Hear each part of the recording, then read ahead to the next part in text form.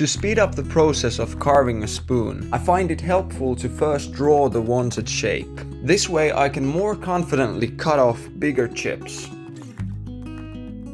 Drawing the shape on the piece of wood itself also helps a lot.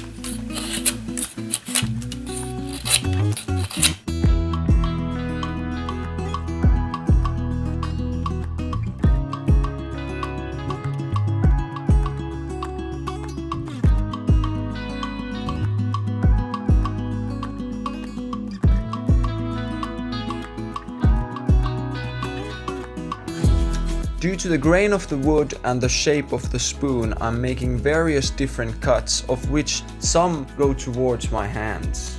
This particular part makes sense to be cut like this, because I always prefer to cut towards lower sections instead of going against the grain.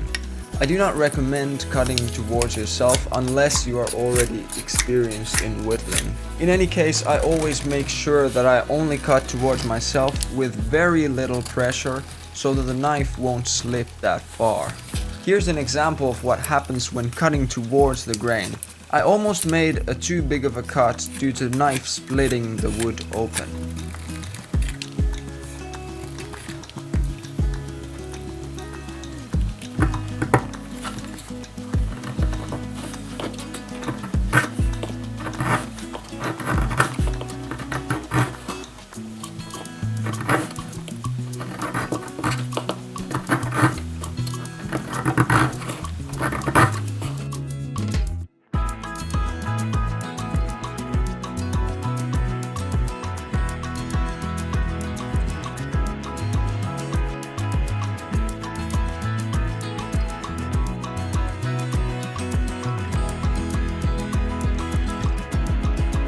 The same thing that I just discussed applies here also.